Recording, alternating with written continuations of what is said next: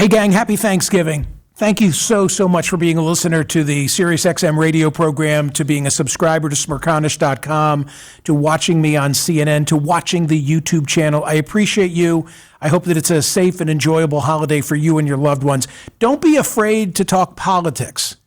Now hear me out on this, because I addressed this last week on CNN and this week on SiriusXM. I know that, this time of year, there are a slew of stories that get written about how you can't talk politics at the Thanksgiving table. It's going to ruin everything.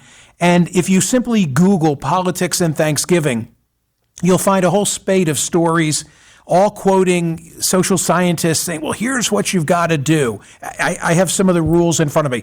Be sure to set the rules for the table relative to politics. Avoid controversial subjects. Listen with your heart and not with your head. That was another one. Listen with your heart and not with your head. And then there was this: walk calmly out of the room anytime politics is discussed. And I was mulling these stories over at the same time that there was this release of a huge survey from Gallup and something called the Kettering Foundation, where they surveyed 20,000 plus adults as part of a 5-year project seeking to evaluate and understand Americans' views of democracy. In other words, it's not some flash poll that was taken over a weekend. It's a longitudinal study at who we are and what we believe. And I found it to be very encouraging. Yeah, there's evidence of division. Of course, there's evidence of division. There's a lot of polarization in this country. But my message for today, for Thanksgiving Day 2025, is to remember that which we have in common. Because we agree that political leaders should compromise. Yeah, more than 80% say compromise is not a dirty word. You'd think that it is if you simply paid attention to the talking heads in cable television and on talk radio and online. But no, more than 80% of us want compromise. Political violence, again, overwhelming majority say it's never okay. An overwhelming majority of Americans say that we benefit from multiculturalism. That might be a surprise to you. Not that a majority does, but that a super majority, that's how I ought to say it. More than 80% think we benefit from multiculturalism. More than 80%, a super majority of us believe that we need a check on the influence of money in politics. And a super majority of us believe that there's a stark line between facts and opinions. And I don't think those things are small things. I think that they're significant. They're all pillars of civic life. Overall, everybody thinks that democracy is worthwhile, the best form of government, but that it's not functioning right now. I'd agree with that. You'd agree with that. Our satisfaction with U.S. democracy is only about half of where it was 4 decades ago.